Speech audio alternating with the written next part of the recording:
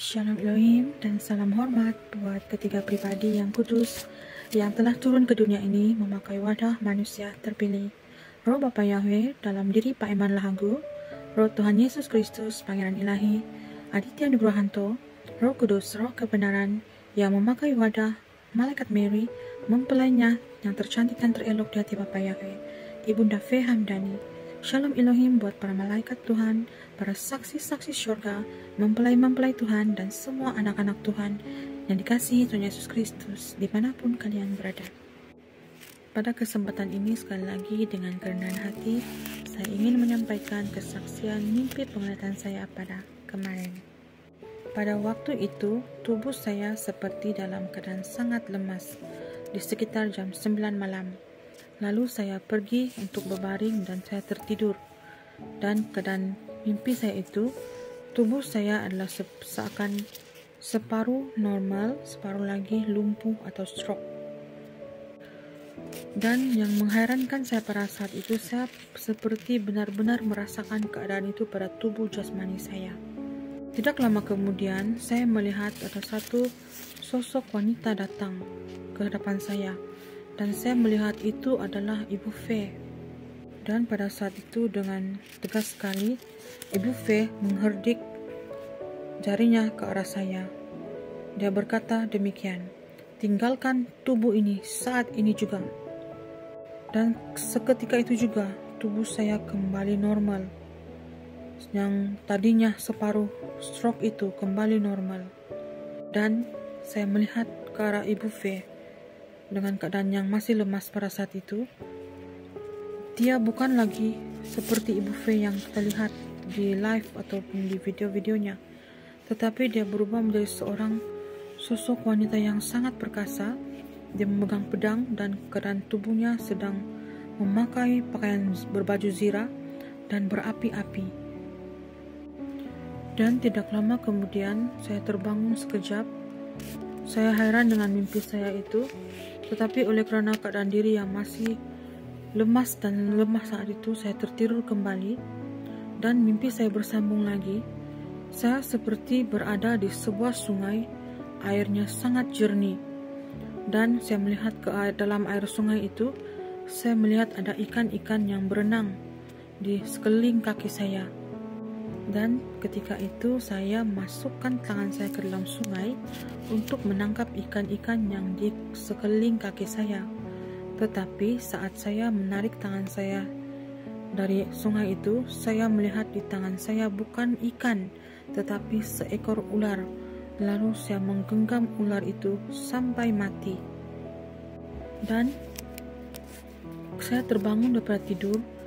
Saya bertanya kepada Tuhan, apakah maksud mimpi saya ini, sebab seperti ada sesuatu yang ingin disampaikan dalam mimpi itu.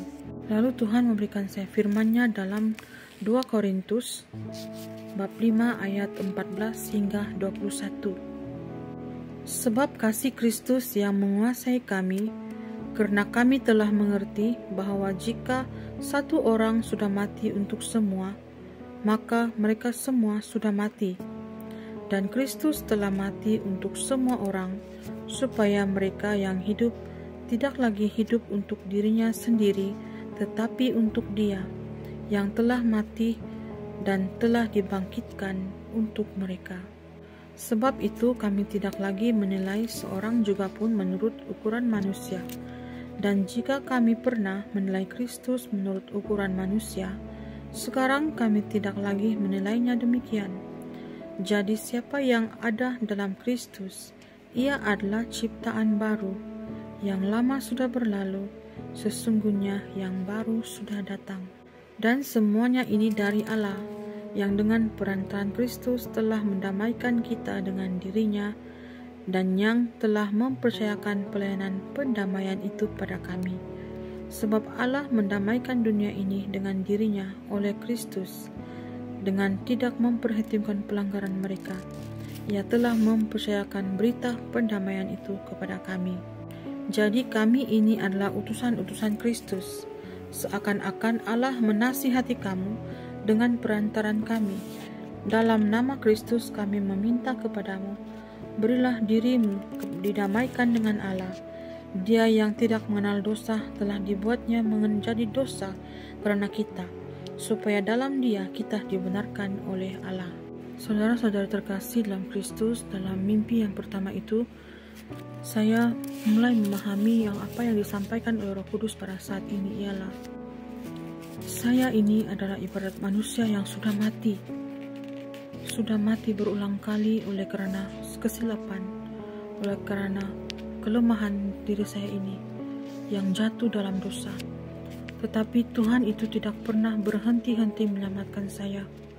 Dia memberikan saya hidup, dan pada saat ini Dia memberikan saya kembali hidup untuk hidup dalam Dia dan memberikan diri saya berdamai dengan Tuhan, tidak lagi menyalahkan diri saya, karena Tuhan juga tidak pernah memperhitungkan semua pelanggaran-pelanggaran saya saat saya sudah benar-benar bertobat kepada Dia.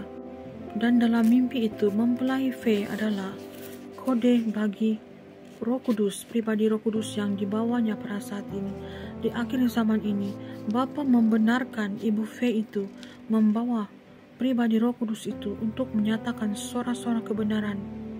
Dan saya adalah salah seorang orang yang mendapat penyelamatan daripada suara-suara kebenaran yang disampaikan, yang telah membuka mata saya untuk benar-benar mencari Tuhan. Seperti mana kedatangan Yesus kedua kalinya dibukakan oleh mempelai V ini.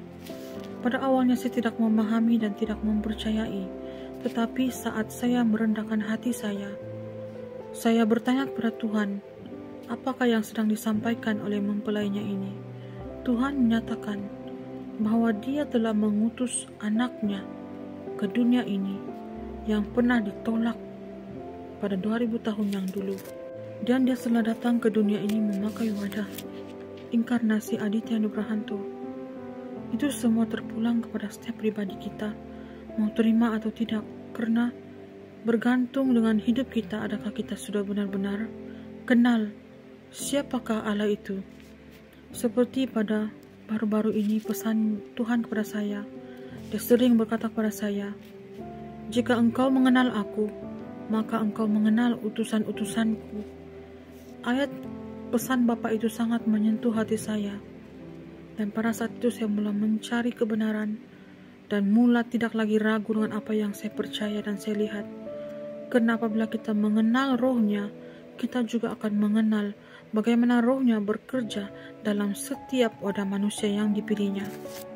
Dan bagi mimpi yang kedua itu, apabila saya bertanya kepada malaikat Triana tentang pengertian mimpi itu, dia berkata demikian, kedepannya nanti pelayanan saya mungkin akan menghadapi orang-orang ahli kitab, ahli-ahli rumah sakit, atau ahli-ahli dunia ini.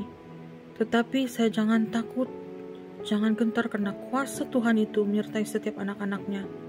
Seperti dalam firman-Nya Lukas 10 ayat 19. Sesungguhnya aku telah memberikan kuasa kepada kamu untuk menginjak ular dan kalajengking, dan kuasa untuk menahan kekuatan musuh, sehingga tidak ada yang akan membahayakan kamu. Nah, saudara-saudari terkasih dalam Kristus, kita ini setiap anak-anak Tuhan yang telah dipulihkan, dihidupkan dan dibangkitkan kembali dalam Kristus menjadi ciptaan baru.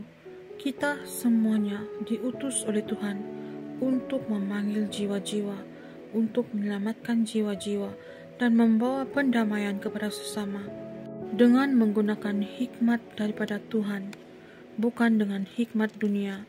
Hikmat daripada Tuhan itu akan membawa kasih, perdamaian, sukacita, damai sejahtera, buah-buah yang baik dan tidak munafik dan tidak penuh kepalsuan. Karena pada saat ini murka Allah sedang menyala-nyala akan menghabisi semua orang fasik.